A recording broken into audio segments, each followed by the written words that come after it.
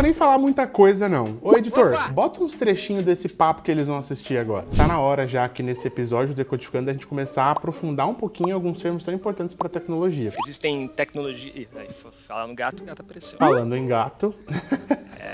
Então, existem problemas técnicos bem interessantes. Ficou curioso, né? Então fica no vídeo até o final para aprender tudo sobre back-end.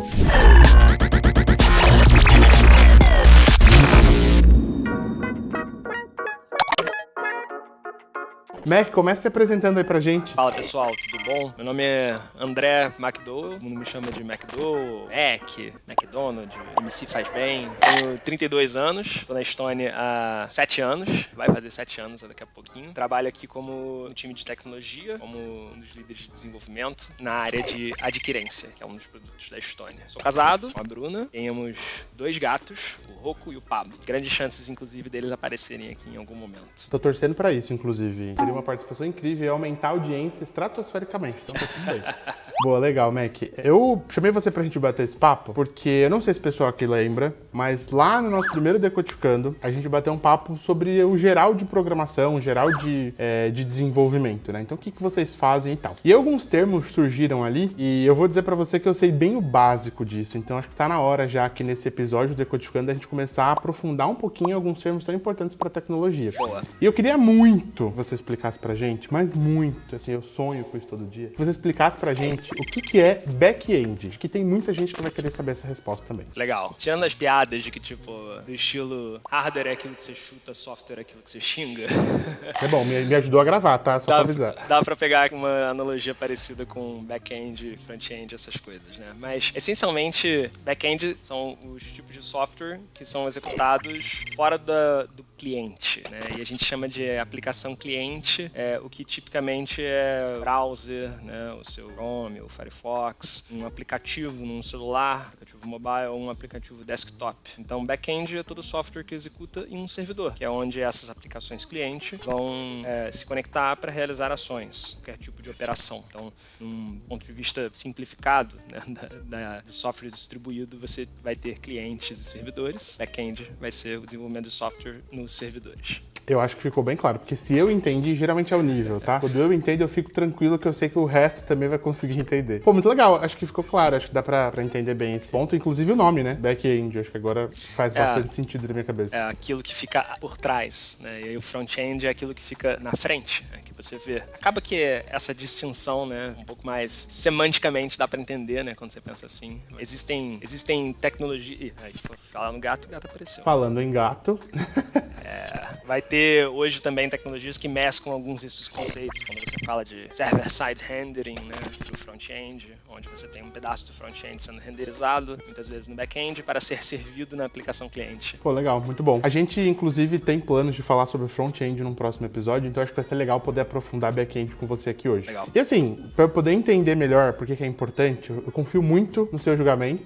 Você sabe que é uma pessoa que eu sempre pergunto e sempre tô questionando as coisas, então por que você, André McDowell, escolheu back-end para seguir carreira? Legal, boa pergunta. Realidade é que quando eu tava na escola, eu sempre gostei mais de matemática e física, sempre gostei muito de jogo, sempre gostei muito de computadores, né? Então, comecei a tentar decidir o que eu queria fazer da vida, tava muito tentado a fazer algo relacionado com tecnologia. Isso circunda esse universo, né? O diferencial para mim era que matemática e física eram as únicas matérias que eu conseguia estudar ouvindo música. E aí eu pensei, bom, quem sabe trabalhar com tecnologia é parecido, né? Eu posso trabalhar ouvindo música, olha que legal. Juro pra você que esse foi um dos diferenciais na minha tomada de decisão ali antes de fazer vestibular. Eu sempre gostei de resolver problema e eu tinha vontade de entrar no mercado de tecnologia até pensando em jogos, né? Que sempre foi uma coisa que eu gostava muito. E que é a porta de entrada de muita gente no mercado. Então, fiz um curso de engenharia da computação, né? Pensando em me desenvolver como programador, dado que eu não tinha muito talento de desenho, né? Em design, nem nada. Eu pensei, bom, parece que se eu for contribuir para um estúdio de jogos, provavelmente vai ser desse jeito aqui, né? Então vou me desenvolver nesse troço. E de fato ganhei gosto pelo problema. Real, nessa época eu não tinha muita ideia da distinção de especialidades e eu rodava o que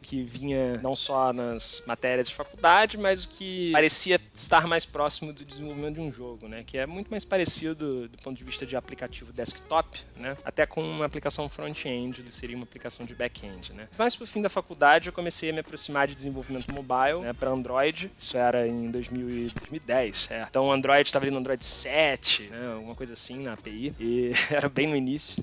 E aí eu comecei a também me desenvolver, né, em fazer uma aplicação do lado do servidor, né, que eu dava Java na época. Essencialmente porque tinha alguns problemas que eu queria resolver nas aplicações mobile que eu estava fazendo, que requeriam um cálculo do lado do servidor, né, para guardar um banco de dados, alguma informação, servir uma informação que eu não queria guardar só no client, né, só no aplicativo. Então eu comecei a estudar mais Java na época e fui me desenvolvendo nessa direção. Aí um pouquinho mais para frente tive a oportunidade de realmente começar a trabalhar com jogos, pessoal, né, uns amigos meus. E aí naveguei mais pro .NET, que a gente usava Unity na época. Era parecido com Java, então não foi tão difícil. E aí foi que eu comecei a encaixar, né, um desejo pessoal, que era trabalhar com algo que eu tinha algum nível de proficiência. Né?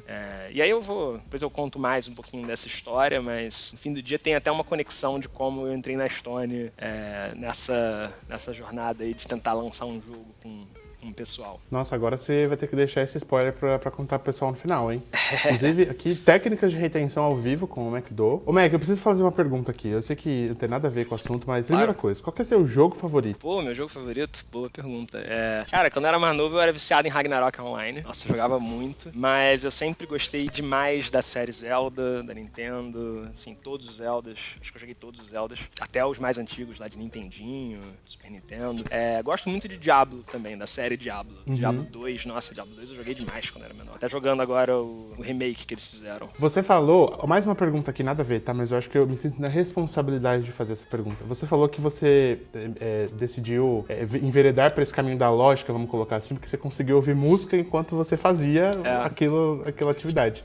O que você indica pro pessoal ouvir enquanto eles estão aprendendo programação, enquanto eles estão codando? O que você indica aí? Pô, tá aí, isso é uma pergunta, né? Assim, vai variar muito com o gosto pessoal de cada um, né? Eu gosto muito de rock. O que o MacDo ouve, então? Eu gosto muito de rock progressivo, rock clássico. Mas, assim, tem alguns tipos de tarefa, em especial tarefa que você precisa escrever com mais atenção, tem um nível de complexidade ali elevado.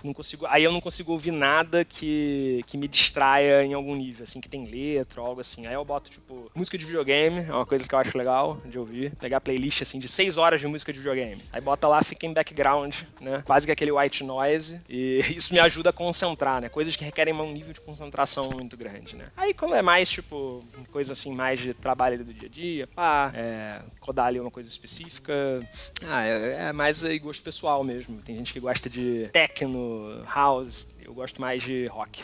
Eu gostei da dica da trilha sonora de videogames. Parece legal, vou testar um dia. Ô Mac, você falou que acho que sua primeira linguagem foi Java, né? Primeira foi C, né? Mas a primeira séria foi Java. E aí, pensando nisso, que você passou por C, depois por Java, e hoje em dia, né, tem uma gama de linguagens aí no seu portfólio, que conhecimento e qual linguagem específica, principalmente, acho que essa é a pergunta, você indica para quem tá começando em back-end? O que você acha que funciona? Você queria indicar o mesmo caminho que você, ou você tem uma outra dica agora que você conhece um pool maior de linguagem? Cara, eu acho que tem muita coisa legal hoje. Acho que o conhecimento de tecnologia nunca esteve tão democratizado, né? Então acho que é uma oportunidade legal de qualquer pessoa que tem interesse em entrar no mercado, buscar aprender por conta própria, e tem muito conteúdo online acessível. Inglês ajuda, né? Mas tem muito conteúdo também traduzido e muito produtor de conteúdo brasileiro, inclusive, dentro de tecnologia. Eu acho que eu sou muito fã de Python. Eu acho que é uma linguagem não somente muito acessível, mas que tem tanto uma comunidade muito grande e receptiva de pessoas novas, né? Quanto eventos muito legais de se participar, eventos pessoais, mesmo eventos físicos, né? Que você vai até o evento, né?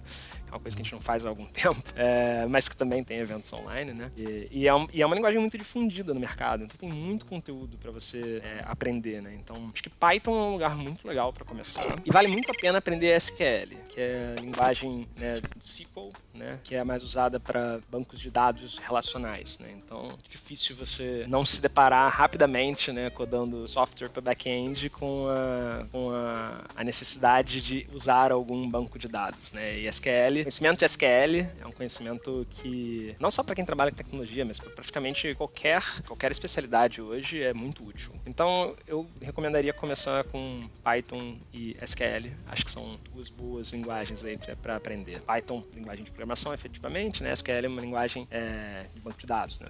Pô, dica de ouro, hein? Espero que a galera tenha anotado aí. Ô Mac, e falando assim, pra quem já começou, uma pessoa que já manjou uma ou duas linguagens, já tá aí em back-end, talvez trabalhando, o que essa pessoa precisa ficar de olho em tendência, o que ela precisa fazer agora, o que ela pode aprender a partir daqui? Acho que um disclaimer importante é que, tipo, a quantidade de linguagens que você sabe não diz muito sobre sua capacidade de contribuir, né, e seu potencial profissional. Eu acho que é muito mais você escolher problemas interessantes para resolver e você buscar se desenvolver em coisas que você gosta. Linguagens diferentes têm paradigmas diferentes. Às vezes uma pessoa vai ter mais familiaridade com um paradigma funcional, vai criar gosto por trabalhar com linguagens funcionais, algumas mais para linguagens orientadas a objeto.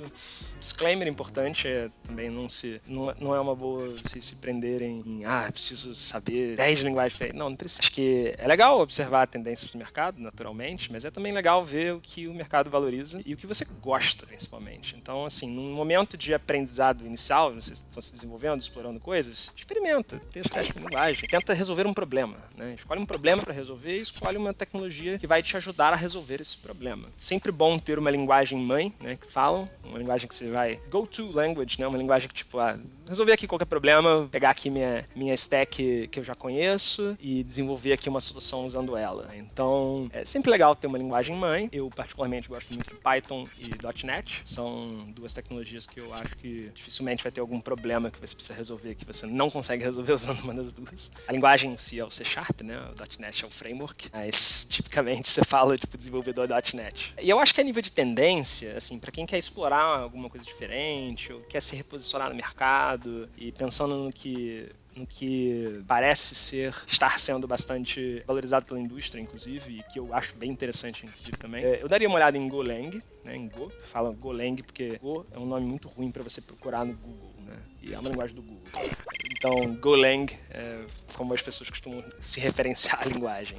Golang e Elixir. Acho que são duas linguagens aí que são bastante interessantes, que tem Golang, uma comunidade muito grande, na verdade. Golang, da forma que eu tô falando, parece que é uma coisa pequena nem nada, mas é uma linguagem que existe aí há muitos anos e que tem uma comunidade gigantesca. Elixir é menor, existe há menos anos, mas tem um potencial gigantesco, criada por um brasileiro, inclusive, o José Valim, que tem sido uma tendência forte aí, o pessoal, a comunidade de Elixir, né, crescer. Boa, legal. Você falou de Elixir, eu lembrei. Inclusive, vou recomendar pro pessoal aqui. A gente vai deixar no card para vocês poderem assistir o Alquimia Stone, que é o nosso curso gratuito de Elixir. Inclusive, tem o Valim, que é esse criador da linguagem que o Max citou aqui, então vocês podem conhecer ele lá, entender um pouco mais por que ele criou essa linguagem e aprender a linguagem definitivamente no nosso curso Alquimia Stone, que tá aqui também no canal do YouTube. Então, aproveitando fazer o jabá aqui, né, importante, vamos que vamos. Boa, tem que fazer mesmo. Tem que fazer o jabá, né? O produto bom desse ainda, a gente indica sem medo. Ô, Mac, deixa eu te perguntar uma coisa. Aliás, uma dúvida antes de seguir pra próxima pergunta. Você falou aí no meio do caminho que, tipo, a pessoa pega uma stack que ela tem e segue. O que significa esse termo, stack? Stack significa, né, no literal, em inglês, significa pilha.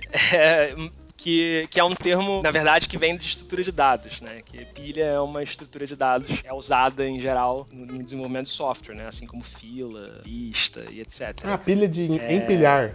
Vem de empilhar, Nossa, stack. Pensei numa pilha, assim, Vem de pilha de empilhar, né? A palavra stack é muito usada no contexto da indústria de tecnologia para definir o conjunto de tecnologias que você usa, né? Então, você pode falar de uma stack de uma solução, né? Qual é o stack que essa solução é escrita? Aí você pode falar, stack é, sei lá, React no front-end, o back-end é em Python, eu uso Postgres como banco de dados. Então, a minha stack é React, Python e Postgres, por exemplo. Ou então a stack que você está familiarizado em usar. Pessoalmente, no back-end, eu diria que a minha stack é Python e .NET, que é o que eu estou mais familiarizado, é o que eu escolheria para resolver algum problema codando por conta própria, né? Então, é assim que é tipicamente usada essa expressão. Achei que era um negócio super mais complexo, ficou bem claro para mim agora, porque eu sempre ouço. Agora eu vou poder entender o papo da galera. Legal. Gostei. E me diz uma coisa, como que é, acho que não necessariamente a sua rotina, mas como é que é a rotina de alguém que trabalha com back-end, por exemplo, aqui dentro da Stone, tipo algum projeto que vocês façam, para exemplificar pra gente o conceito aí que você tá explicando? É bem divertida e bem desafiadora. A gente lida com desafios técnicos complexos no dia a dia, em cima de sistemas que operam um volume financeiro gigantesco. Então, existem problemas técnicos bem interessantes pra gente resolver. E a rotina do time é divertida, eu digo, porque acho que é a forma que a gente trabalha, né? A forma que a gente desde idealiza o time, né, na forma que o time funciona, que a gente sempre idealiza o time para funcionar de uma forma auto-organizada, então a gente empodera bastante os times técnicos para conseguirem chegar nas suas próprias soluções. Isso faz com que, tipicamente, o time crie um laço ali de amizade e proximidade muito grande, né? A colaboração é muito legal aqui dentro. E isso é guiado muito pelo desafio técnico, né? E pela urgência, o senso de urgência, né? Então, nós temos uma operação que hoje, uma parcela significativa da população brasileira depende para funcionar, né? Não são problemas pequenos que a gente resolve. Quando a gente pensa que a Stone opera 12% do mercado comércio brasileiro hoje, pensa na quantidade de centenas de milhares de milhões até de famílias de lojistas que dependem da nossa solução funcionar e funcionar bem. Acho que isso traz um senso de urgência para dentro do time, quando conecta com o fato de todo mundo poder contar muito um com o outro e colaborar muito junto. Isso aumenta até o nível de satisfação que a gente tem quando a gente resolve um desafio, né? Que é aquilo que a gente fala de resolver desafio do jeito certo com o time, né? Então você olha ali pro lado das pessoas que você confia, resolve um problema complexo que gera um grande valor pro cliente lá na frente, e a gente olha pro lado e fala, caraca, a gente que fez isso, que irado, né? Acho que é assim, é uma resposta meio emotiva, talvez, meio emocional, mas de fato, a gente tem um senso de ownership muito grande aqui com tudo que a gente faz, né? Então, quando a gente coloca, né, junto do time, né, tanto foco e dedicação em resolver problema, isso traz um nível de satisfação profissional e pessoal muito grande. E acho que um disclaimer importante, né, que coisas que eu falo aqui podem parecer que, tipo, putz, só devem contratar gente que tem décadas de mercado, que são super experientes. Não, na verdade, nada disso. A gente adora contratar gente júnior, gente que está começando no mercado, a gente se guia muito, inclusive, no processo de seleção para identificar pessoas que têm vontade de se desenvolver, vontade de aprender e crescer aqui dentro com a gente, né? Então, independente dos anos de experiência, ou meses de experiência, ou semanas de experiência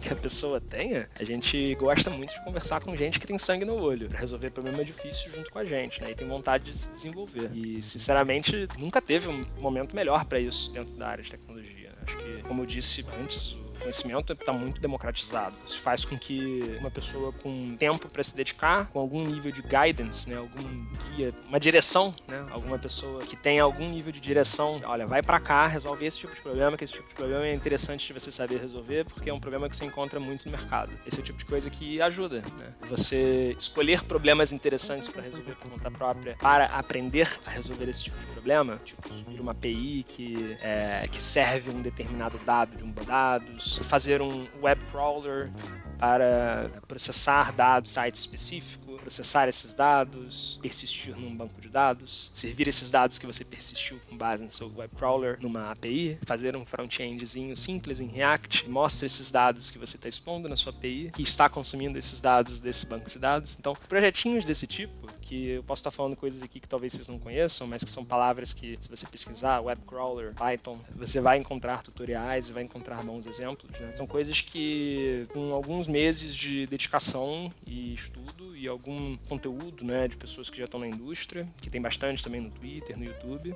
eu acredito realmente que qualquer pessoa pode trabalhar com tecnologia. Legal, você falou, fez tanta propaganda aí agora, né? Alto índice de satisfação do time, a gente trabalha com um propósito muito bem definido, etc e tal. Eu vou ter que fazer a pergunta que tá todo mundo fazendo. Tem vaga pra trabalhar aqui na Stone? Tem. É a resposta curta. Tem. É a resposta longa também.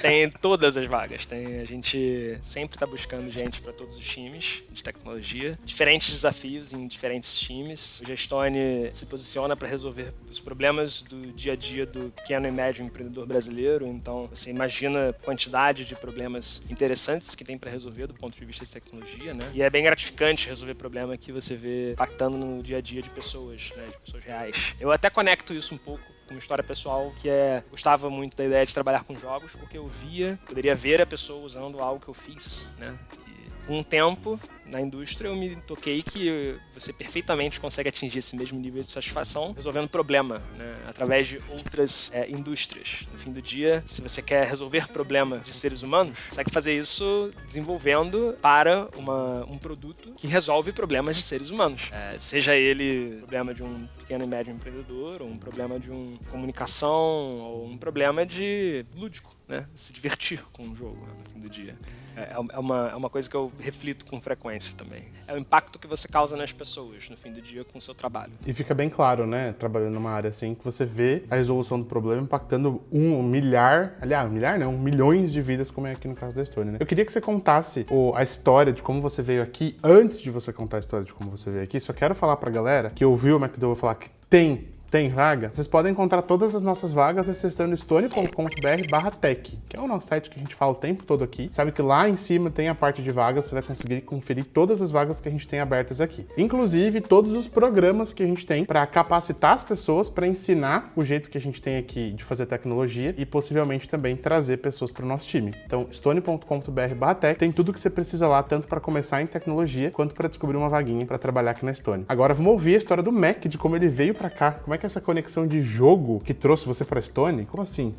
Pois é, né? Não é algo muito previsível, né? Mas, como eu disse, eu entrei na tecnologia pensando em trabalhar em jogos, né? E quando eu estava na faculdade, eu conheci alguns designers que tinham a intenção de começar um grupo de game design, né? Então a gente começou a trocar ideia uns com os outros e sem muita ideia ainda do que fazer ou como fazer. Ninguém entendia de nada. E aí um dia a gente resolveu fazer um jogo de teste, né? Pra gente aprender a fazer jogo, essencialmente, né? E aí a gente bolou lá em alguns brainstorms, a gente participou de alguns desafios de fazer um jogo num fim de semana. 2 primeiros deram super errado, a gente não terminou nada. O terceiro a gente conseguiu concluir um joguinho, né? E aí a gente tinha um time realmente de 2 designers, 2 programadores, eu era um deles, né?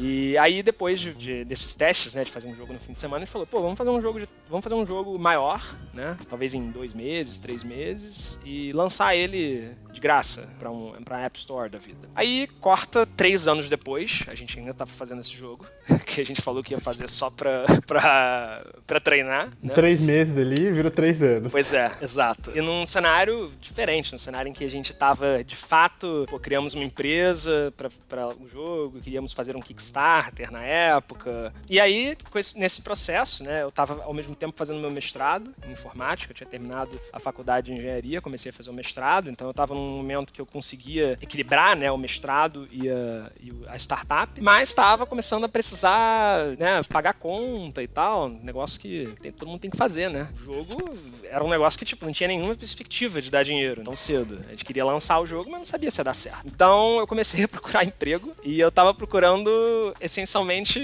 um emprego que me aceitasse enquanto eu estava terminando o mestrado e tava dizendo que eu tinha uma startup que eu ainda ia precisar dedicar alguns meses nela para conseguir pelo menos lançar o jogo e conseguir ficar full time no lugar. Fiz entrevistas em vários lugares, todos os lugares falaram, bom, você tá viajando, você não vai, porque eu te contrataria você me dizendo que você não vai ter dedicação aqui, né? Aí um dia eu fiz uma entrevista pra Estônia, que era lá uma startup, né, em 2015. A entrevista foi bem interessante, tinha umas 8 pessoas na entrevista, foi uma coisa meio diferente. E o pessoal focou pouco na entrevista em me perguntar sobre, tecnicamente, a minha experiência técnica. Eles acharam muito interessante o fato de eu estar fazendo uma startup. Então, isso foi uma coisa muito diferente. E eu, essencialmente, fiquei respondendo coisas sobre o jogo. E, de fato, durante esses 3 anos desenvolvendo o jogo, eu aprendi a codar bem, aprendi a codar alguma coisa, aprendi metodologia para trabalhar com um time multidisciplinar, aprendi a trabalhar com pequenas entregas para a gente conseguir andar para frente, né, e conseguir de fato lançar um produto. E naquela época eu não tinha essa percepção. A minha preocupação principal naquela época era, preciso lançar esse troço e isso precisa dar dinheiro, porque eu preciso pagar a conta. E a Stone me chamou para trabalhar, mesmo dizendo, olha, eu tô terminando o mestrado, vai demorar pelo menos uns 4 meses ainda, e olha, além disso eu tô tentando lançar esse jogo aqui. O pessoal foi, não tem problema, foca aí no que você precisa focar pra resolver suas outras questões, quando você resolver, fica aqui full time com a gente. E foi isso que eu fiz. No mês seguinte eu terminei de escrever minha dissertação no mestrado, defendi, terminei de codar o jogo com o pessoal, lançamos o jogo, tive exatamente 0 retorno financeiro, mas o jogo tá lá no Steam, pra quem quiser comprar. Qual é o nome do jogo? É Satellite Rush. Satellite Rush. Mas assim, não adianta nada comprar também, porque a gente fez um acordo péssimo com um publisher, a gente não vai ganhar nenhum dinheiro, e essencialmente tinha que vender, sei lá, 10 mil cópias pra gente começar a ganhar dinheiro, e eles iam dar marketing pra gente. Aí eles deram um pouquinho de marketing, a gente não vendeu 10 mil cópias, mas ficou a experiência. Então, a coisa interessante é que apesar de tudo isso, dessa jornada bizarra e sem um retorno claro, sinceramente eu só tô aqui hoje falando com vocês e na posição que eu tenho hoje na Stone, com a experiência que eu tenho hoje nas costas, graças a esse essa loucura aí de dedicar anos com um negócio que não necessariamente ia gerar qualquer retorno. E que de fato não gerou um retorno financeiro, mas que gerou um retorno de aprendizado, né? Um retorno de experiência. É difícil prever, né? Óbvio, mas que sem dúvida é uma coisa que eu não esperava na época. Quanto isso foi importante pro meu desenvolvimento, né? Olhando em retrospecto, óbvio, todo o trabalho em equipe, aprender a trabalhar com pequenas entregas, a desenvolver um produto em si, isso é muito óbvio hoje, né? Quando eu olho pra trás, o ganho que isso traz, mas na época eu não fazia ideia. Nossa, que história legal. Gostei muito. Inclusive, que vale procurar o jogo lá na Steam, só pra gente ver, assim, conferir o estilo do jogo, tá? É um jogo difícil. Boa sorte aí pra quem resolver.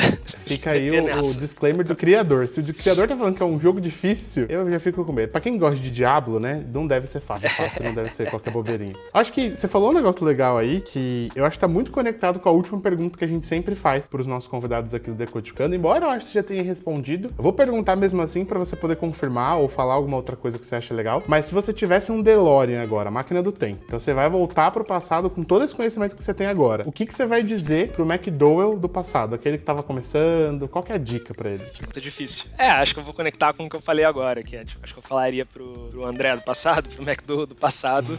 Beleza, você precisa de dinheiro pra pagar suas contas, faz parte, todo mundo precisa, mas não se prende às experiências que vão só dar dinheiro. Olha também para as experiências que vão te fazer crescer profissionalmente. Não tenha receio de arriscar. Acho que esses são os pontos aí, com responsabilidade, óbvio, né? Pô, baita dica, baita dica. Então não tenha medo de arriscar. Sempre aprende alguma coisa, né? Independente de qualquer resultado, né? Mac, foi ótimo bater esse papo com você. Qual que é o gato que tá aí com você? Como é o nome dele? Esse é o Rocco. Esse é o Rocco. Então assim, vou refazer minha frase. Foi ótimo bater esse papo com você e com o Rocco, que tá aí protagonizando também esse vídeo. Tô aqui o tempo todo aqui comigo. O Rocco, ele sabe onde se colocar. Ele tá no lugar certo. Ele tá aqui no nosso canal do YouTube, ele entende, entendeu? É um gato com visão.